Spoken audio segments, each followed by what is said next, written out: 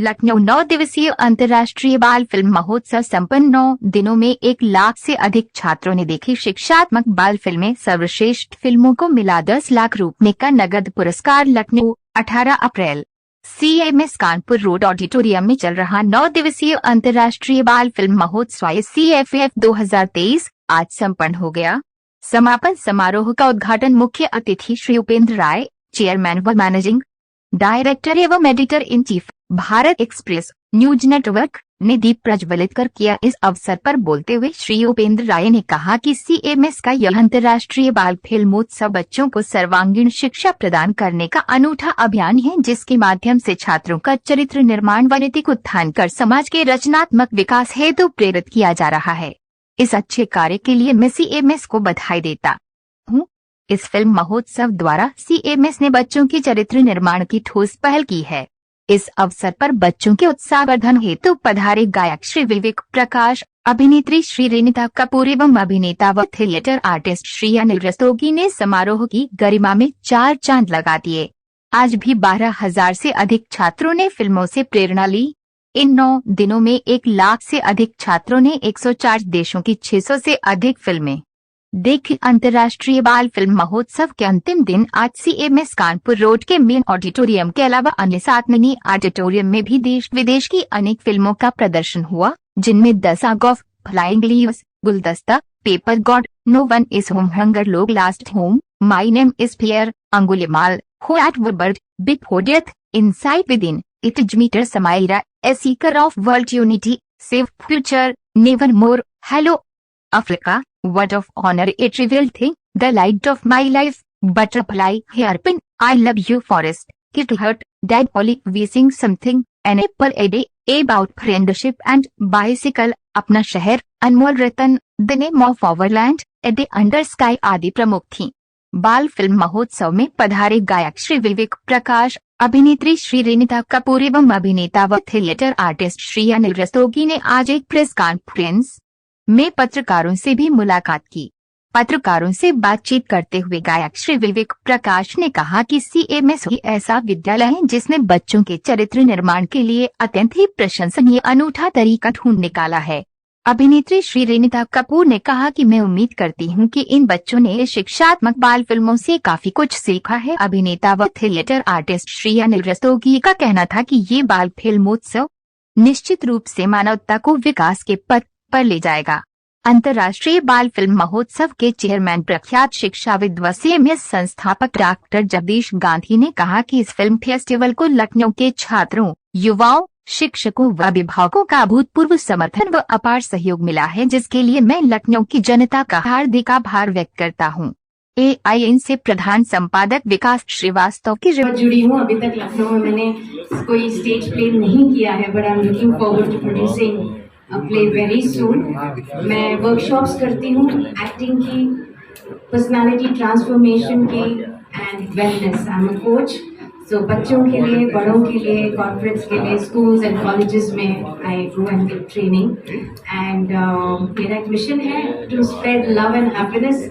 So I use theatre techniques and I am to transform life. मुझे लगता है अगर मेरे थ्रू एक भी लाइफ ट्रांसफॉर्म हो जाए पॉजिटिवली, तो ये मेरे लिए ऑस्कर से कम नहीं है।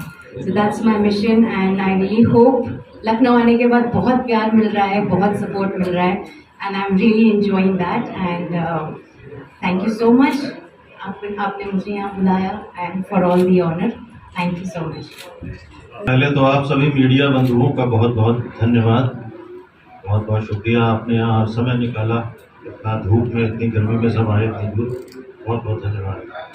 तो पहला तो निवेदन आपसे है कि ज़ोर शोर से और बहुत अच्छे ढंग से इस फिल्म फेस्टिवल को प्रमोट करिएगा, क्योंकि ये एक ऐसा काम हो रहा है जो शायद किसी और स्कूल, कॉलेज या किसी इंस्टीट्यूशन में नहीं होता। मैं वर्षों से बहुत सारे म्यूजिक फेस्टिवल, फिल्म फेस्टिवल्स में जाता रहा हूँ, लेकिन they are all professional level के सब होते हैं, तो उसमें बाहर की दूसरी फिल्में आती हैं। ये जो एक काम कर रहे हैं जगदीश गांधी साहब और इनका पूरा जो परिवार है CMS का, बहुत यूनिक चीज़ है और इसको सबके सामने बहुत जोर शोर से आना चाहिए। तो संगीत के क्षेत्र में मैंने जो काम किया है उसमें से कुछ पंक्तियां यहाँ आपके सामने पढ़ी गई। और वैसे आजकल मेरा एक ऐड बड़ा पॉपुलर हुआ था जो 28 साल से चल रहा है, वो अभी हिस्ट्री में आ गया कि वो इतने लंबे समय तक कोई भी ऐड एक कंपनी का चला नहीं है। आप लोगों ने शायद सुना भी होगा, देव दर्शन धूप सुबह जलाओ शाम जलाओ चारों दिशाओं को महकाओ। तो वो वाला ऐड जो है 28 साल से चल रहा है। निर्मा भी किया था, वो इतना नहीं चला, 10-15 साल। फिर ये हेमा मालिनी जी के जितने एड्स हैं और संजय दत्त जी के, वो सभी में मेरा म्यूजिक होता है। एनीवे, तो एज ए म्यूजिक कंपोजर मैंने बहुत काम किया। मेरा सबसे ज़्यादा नाम भजन और गज़ल की फील्ड में है। फिल्में भी करी बहुत सारी, 5-7 फिल्में करी जिसमें कि थोड़ा बहुत काम हो गया, लेकिन फिल्मों का मेरा उतना रुझान नहीं रहा कभी। और आज इस फिल्म फेस्टिवल में आके मुझे बहुत अच्छा लगा। अपने ही शहर में इतने अच्छे अच्छे काम होते हैं, बड़ा गौरव का अनुभव होता है। तो अब आपके सामने एक और बात बताता हूँ कि प्रोड्यूसर साहब बैठे हुए हैं, डायरेक्टर साहब बैठे हुए हैं, 2 एक्टर बैठे हैं और एक सिंगर म्यूजिक डायरेक्टर। तो पूरी टीम हमारी कंप्लीट है और हम लोग एक लोकल फिल्म बनाएंगे यहाँ सीमेंस में। बनानी चाहिए हम लोगों को अपनी एक फिल्म। तो बहुत बहुत धन्यवाद वंस अगेन, और फिर आपसे मिलेंगे। और अगर आपको पसंद है, सब लोग बहुत गाते हैं और पॉपुलर में 2 लाइन सुनाता हूँ, सब मिलके गाएंगे। अच्युतम केशवम कृष्ण दामोदरम, अच्युतम केशवम कृष्ण दामोदरम, राम नारायणम जानकी वल्लभम, अच्युतम केशवम कृष्ण दामोदरम, राम नारायणम जानकी वल्लभम। कौन कहता है भगवान आते नहीं, कौन कहता है भगवान आते नहीं, तुम मीरा के जैसे बुलाते नहीं, अच्युतम केशवम कृष्ण दामोदरम, राम नारायणम जानकी वल्लभम। बहुत बहुत शुभकामनाएं। मैं जैसे बताया, मैं फिल्म मेकर हूँ और यूपी का एकमात्र निर्देशक हूँ जिसको 2 फिल्म फेयर मिले बैक टू बैक। बाकी आगे जो काम आएगा वो अपने आप आएगा, तो मैं अपने बारे में ज़्यादा नहीं बोलूँगा कि मैं क्या कर रहा हूँ क्या नहीं कर रहा हूँ, वो मेरा बहुत काम बता देगा। मैं जिस पर्पज़ से यहाँ आया था मैं उस पर आऊँगा कि CMS का जो ये चिल्ड्रन फिल्म फेस्टिवल है, ये बहुत ही सराहनीय है। उसका बहुत ही सिंपल सा रीज़न है कि आज की तारीख में आपको मालूम है OTT प्लेटफॉर्म में किस तरह के कंटेंट आ रहे हैं, और फिल्म और सिनेमा का सबसे ज़्यादा इम्पैक्ट लोगों पे पड़ता है। बहुत जल्दी चीज़ें सीखते हैं, बहुत जल्दी चीज़ें समझते हैं और बच्चे बहुत ज़्यादा इम्पैक्ट होते हैं। कोविड के बाद OTT प्लेटफॉर्म आए, उस पर कॉन्टेंट्स आए, जिस टाइप के कॉन्टेंट आए, में भी आज के टाइम में फैमिली साथ में बैठ के देख भी नहीं सकती है, पर बच्चे लोगों का असर आ रहा है। आप बाहर जाएंगे, उनकी लैंग्वेज में, उनके बोलचाल में आपको फर्क मिलता है। तो ये CMS का बहुत सराहनीय है कि जो ये चिल्ड्रन फेस्टिवल कर रहे हैं, इससे बच्चों के अंदर जो मॉरल वैल्यूज, जो हमारा पंचतंत्र की कहानियां होती थी, हम लोग कहानीकारों के देश से हैं, भारत कहानीकारों के देश, हर चीज हम लोग कहानी से जानते हैं ना। बचपन से रामायण की कहानी से हमें चीजें सिखाई गई है, महाभारत से पंचतंत्र से हमें कहानी से, तेनालीराम, अब सब हम लोग बचपन में लोग यही पढ़ते थे।